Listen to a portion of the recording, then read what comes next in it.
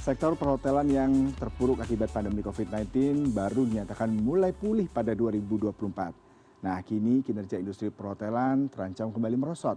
Salah satu melemahnya industri perhotelan terlihat dari badai pemutusan hubungan kerja yang mengancam bisnis perhotelan.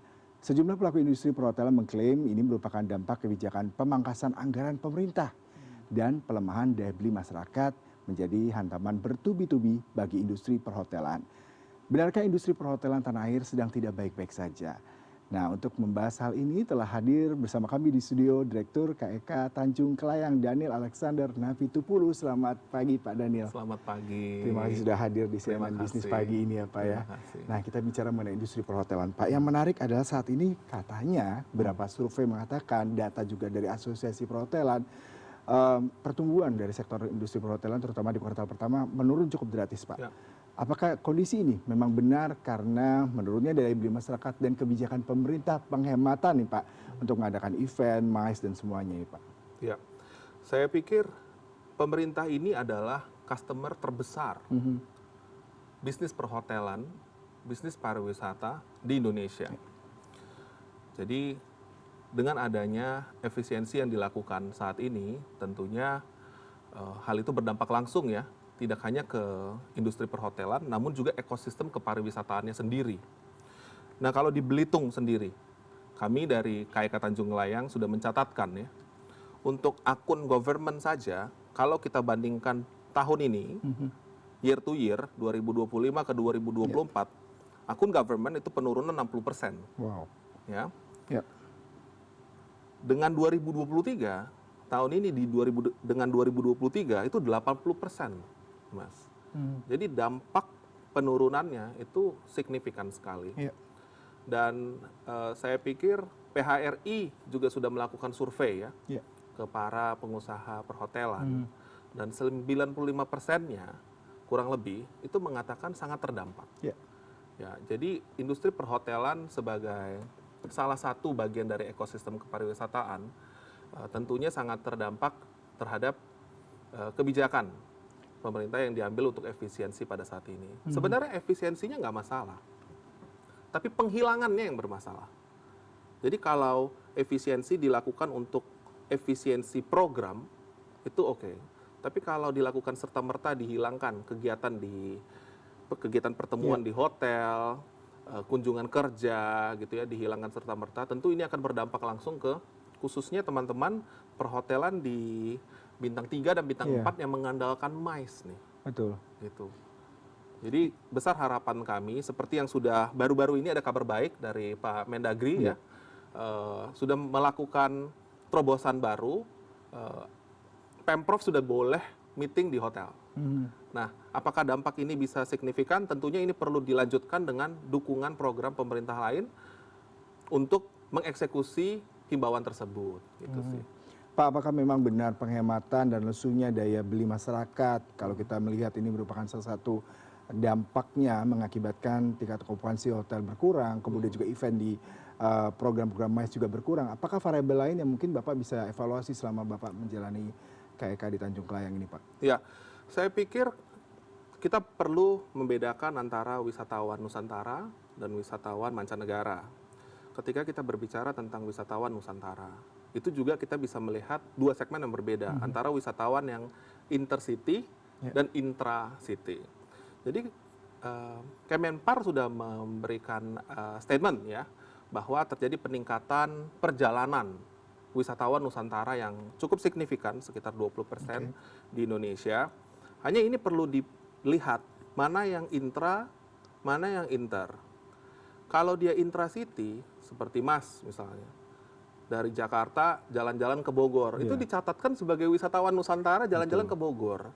Tapi Mas kan nggak stay di Hotel Bogor, misalnya, atau jalan-jalan ke Kota Bekasi gitu. Tetap dicatatkan sebagai wisatawan, tapi kan tidak menginap di hotel gitu. Nah, ini perlu dibedakan. Wisatawan Nusantara yang sebenarnya dampaknya cukup signifikan adalah wisatawan yang intercity. Nah, bagaimana untuk mendorong atau menstimulus kegiatan intracity ini bisa terjadi. Contohnya membantu menurunkan harga tiket penerbangan domestik gitu. Karena harga tiket penerbangan internasional sekarang lebih murah daripada harga tiket penerbangan domestik. Dan di dalam kesempatan ini saya juga berterima kasih karena ada terobosan dari pemerintah pusat ya. Sekarang Tanjung Kelayang, khususnya Pulau Belitung, Has Hananjudin, bandara kita sudah diberikan status bandara internasional kembali. Ini adalah salah satu wujud dukungan dari Bapak Menteri Perhubungan ya untuk mendorong tumbuhnya arus kedatangan wisatawan internasional gitu ya. Dan tidak terlepas ini Mas, itu berkat dukungan dari Bapak Menko Erlangga juga, Bapak Menko Perekonomian yang terus mendorong agar terjadinya pertumbuhan investasi yang baru lewat sektor pariwisata di Pulau Belitung. Jadi saya pikir semangat gotong royong itu perlu ada ya untuk bisa menumbuhkan kembali gairah investasi ataupun industri perhotelan dan membangun ekosistem kepariwisataan ini. Berarti memang perlu ada yang kerjasama dari semua lini ya Pak, stakeholder, kemudian juga pengusaha dan juga lokal government juga. Nah yang menarik Pak, bagaimana kalau Anda mengevaluasi kinerja dalam dunia perhotelan Indonesia dalam 5 tahun terakhir? Mungkin 2020 sempat terancam COVID-19, bahkan kalau kita lihat sempat tutup 1.642 hotel di data dari PHRI atau 49,54%. Nah, dampak dari pandemi. Lalu pasti berbenah lagi, banyak sekali hotel yang memberikan treatment-treatment berbeda selain tadi ya diskon dan juga teknik marketing dan beberapa promo. Adakah inovasi-inovasi untuk hotel dan juga industri perhotelan F&B lakukan untuk terus bisa bersaing dan mendapatkan momen seperti dalam kondisi saat ini, Pak? Tentunya kalau dari industri perhotelan kita tidak boleh berhenti. Ibarat orang naik sepeda supaya dia nggak jatuh, dia harus terus mengayuh gitu ya. Kita di industri perhotelan terus melakukan upaya promosi. Kita terus berusaha masuk ke ruang-ruang promosi seperti travel fair. Kita bahkan menginisiasi kegiatan-kegiatan event gitu ya, agar hotelnya kita okupansinya bisa meningkat gitu. Dan saya pikir industri perhotelan saat ini sedang dalam turbulensi. Ya, sebelumnya pasca pandemi kita sudah mendapatkan stimulus yang luar biasa baik karena pemerintah pusat mendorong agar BUMN, kementerian melakukan kegiatan-kegiatan di destinasi-destinasi pariwisata.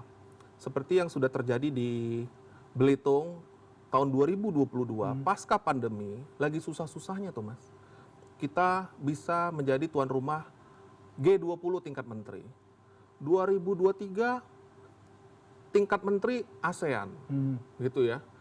Jadi luar biasa itu.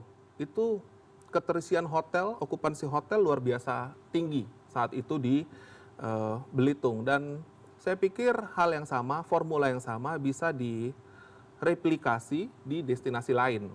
Ya, misalnya di Jakarta ataupun di Labuan Bajo ataupun di daerah lain ya, tergantung infrastruktur pendukungnya. Ya, kalau di Belitung sendiri infrastruktur pendukungnya memang sudah luar biasa untuk bisa menampung kegiatan-kegiatan kelas internasional. Bahkan tahun 2022 kita jadi tuan rumah Tour of Kemala dari Yayasan Kemala Bayangkari. Ini luar biasa dampaknya dengan sektor UMKM-nya kita. Ya. Kemudian ada Indonesia Triathlon Series, itu yang didorong oleh Bapak Menparekraf saat itu, Bapak Sandiaga Salahuddin Uno, itu luar biasa sekali dampaknya untuk Belitung sebagai destinasi dan khususnya untuk perhotelan yang ada di Belitung. Dan saya pikir hal yang sama bisa direplikasi. Mungkin sedikit info tambahan, kita sedang ada acara sports di Belitung Timur saat ini, di minggu ini, yaitu Kejurda. Itu berbagai macam cabang olahraga sedang diselenggarakan. Itu tiket ke Belitung penuh sudah habis. Ya, terima kasih dukungan ini berasal dari Bapak Gubernur Provinsi Bangka Belitung tentunya dan juga Bapak Bupati Belitung dan Belitung Timur yang terus berusaha menstimulasi kegiatan-kegiatan agar ekosistem kepariwisataannya itu bisa terbentuk gitu. Nah, membentuk ini kan one thing. Berkesinambungan ini yang kemudian perlu digarisbawahi gitu. Nah, kembali ke pertanyaan Mas tadi, bagaimana industri perhotelan ya? Kalau pesawat lagi turbulensi, dia nggak boleh nurunin gasnya, ya kan? dia harus tetap naik, dia turunin flapnya sehingga saya bukan ahli pesawat ya, tapi sehingga dia nggak tiba-tiba stall gitu misalnya. Jadi kalau lagi turbulensi ya harus didorong, bukannya didiemin dan ditinggalin. Gitu. Berarti Anda melihat sekarang kondisi turbulensi ini seharusnya pelaku industri pariwisata, pemerintah juga gaspol ini terkait dengan kebijakan-kebijakan yang mendukung. Tadi menarik Bapak katakan di tahun 2022, 2023 banyak event dan itu pasti mendukung industri pariwisata di Tanjung Kelayang dan di Belitung sendiri. Tapi sayangnya kan banyak sekali kebijakan-kebijakan yang efisiensi pasti juga berdampak. Mungkin Bapak juga menceritakan bagaimana kondisi di sana saat ini Pak? Di industri pariwisata khususnya perhotelan tadi banyak terdampak juga pastinya. Jadi kalau bisa saya sampaikan, industri perhotelan di Belitung secara khususnya karena kami dari Tanjung Kelayang ya, itu memang sedang sangat berharap adanya terobosan dari pemerintah, adanya stimulus baru dari pemerintah untuk menyelenggarakan kegiatan-kegiatannya minimal di kawasan-kawasan ekonomi khusus. Salah satunya kawasan ekonomi khusus Tanjung Kelayang. Karena dengan adanya stimulus berupa kegiatan, berupa rapat, kebayang nggak Mas? Kalau misalnya satu kedeputian saja dari lintas kementerian menyelenggarakan rapatnya di kawasan-kawasan ekonomi khusus pariwisata dan Tanjung Kelayang, itu penuh Mas, jadwal 1 tahun gitu. Kalau jadwal tahun ini? Jadi jadwal tahun ini memang luar biasa sulit ya, memang luar biasa sulit, terbatasnya armada pesawat, ya, kemudian tingginya harga tiket pesawat, sehingga terobosan yang kami lakukan untuk melakukan event sekalipun akhirnya tidak bisa optimal karena tidak bisa memberangkatkan orang datang ke Belitung. Contohnya yang ke Jurdai ini penuh, orang mau dari Bangka ke Belitung penuh, orang mau dari Jakarta ke Belitung penuh. Padahal kegiatannya besar di Belitung Timur. Nah, ini makanya saya bilang perlu lintas kementerian dan lembaga. Perlu gotong royong. Karena yang kita bangun ini sangat kompleks, yaitu ekosistem kepariwisataan. Ini berbeda dengan ekosistem industri. Ekosistem industri jelas ini strukturnya. Ya, ada konektivitas port, laut, ada udara, ada jalan, cukup. Kepastian hukum cukup jelas. Tapi kalau ekosistem kepariwisataan, kita pergi ke kantong-kantong tiap-tiap pribadi yang ada di daerah tersebut. Pak Daniel, tapi kita sebenarnya penasaran. Kalau tadi ada katakan stimulus dari pemerintah, salah satunya adalah memperbanyak event, tapi di sisi lain efisiensi. Bentuk konkret lain seperti apa Pak? Di satu sisi kompleksitasnya misalkan tiket yang mahal, jumlah armada yang terbatas, mungkin ke Belitung sendiri, komprehensif ini perlu adanya stimulus yang sangat signifikan, lintas sektoral. Sejauh ini seperti apa Pak? Formulasi yang tepat yang harusnya pemerintah segera lakukan? Jadi kalau memang ternyata efisiensi kita tidak bisa diubah nih, ya, nggak bisa. Pokoknya kementerian nggak bisa pergi ke daerah. Ya, BUMN nggak boleh pergi ke daerah, efisiensi gitu ya. Oke, ada alternatif dua alternatif. Kita kan selalu punya plan B, plan C ya. Alternatif kedua yang pertama adalah content creations. Jadi Kemenpar ataupun institusi lain ya atau Kementerian Ekonomi Kreatif membuat content creations untuk destinasi-destinasi. Pergi ke daerah. Buat konten sebanyak-banyaknya, karena kita hidup di era digital. Nggak bisa mengandalkan dinas pariwisata di daerah. Dinas pariwisata di daerah sudah melakukan itu. Tapi dari pusat juga perlu dengan kapasitas yang lebih besar, melakukan content creations dan mempromosikannya di dunia internasional. Kedua, setelah dilakukan content creations untuk promosi di dunia internasional, buka pintu gerbang penerbangan internasional sebesar-besarnya. Tentunya kami pahami perlu dijaga karena pintu-pintu internasional itu perlu diwaspadai ya, dimanfaatkan oleh pihak-pihak yang tidak bertanggung jawab. Tapi ini juga menjadi salah satu potensi yang baik di saat pemerintah mengefisiensikan rupiah. Pemerintah dapat membuka pintu gerbang internasional, mendatangkan devisa, mata uang asing lewat sektor pariwisata. Dan ini tidak kena kebijakan tarif. Iya kan? Nggak ada pajak gitu.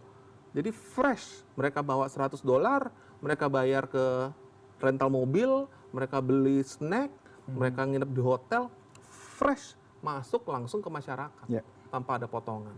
Jadi dua hal ini, satu content creation dan juga membuka penerbangan internasional sebesar-besarnya.